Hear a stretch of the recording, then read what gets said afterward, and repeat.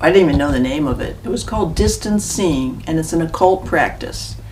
Where I'd gotten off track is I started to think I could use one of these manifestations to find out something about my own life. I wanted to know if I should marry this guy.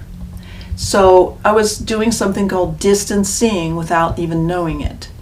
Now, the manifestations of the true God, the 9 manifestations, if you'll notice, they're always for the edification, the building up, unless you're edifying your own spirit by speaking in tongues. All the other ones, okay, interpretation of tongues, prophecy, word of wisdom, word of knowledge, discerning of spirits, faith, miracles, and healing, they're going to be they're other oriented. They're to serve, they're to be giving. They're not selfish where it's like, I have to know if I'm going to be a millionaire today. How can I be a millionaire today? I need to know this.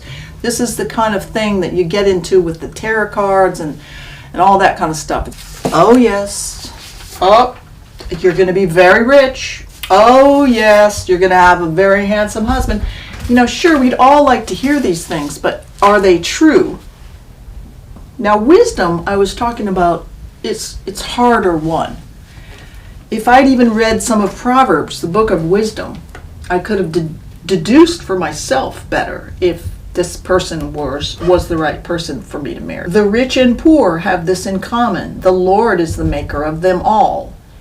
So, both rich and poor on the same level. If they don't look down on the poor or they don't look up to the rich, right? I know that from that.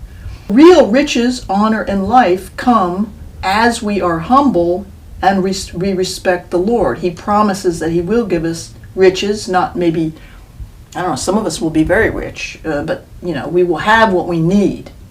Borrower is the servant to the lender. That's why it's good not to be in credit card debt. I've been in tremendous credit card debt, and I'm so grateful that God got me out of that. Now, I was getting into how lazy we are as a culture, and that's how we get tricked into wanting to be witches and things like that, is because learning wisdom also, for a period of time, we may be under tutors and governors. And so we may have to be humble and submit ourselves. I was so completely inequipped to feel love or make friends or even clean my room or live a normal life that after I separated from my parents and went to art school, I intentionally knew I had to submit myself to people who could teach me. So my first best friend was very organized, very good at getting things done. I would watch how we'd go on a camping trip, and I would watch in amazement. I would have just like shoved stuff into the back of the car, hoped it would fit, and kicked it a little more.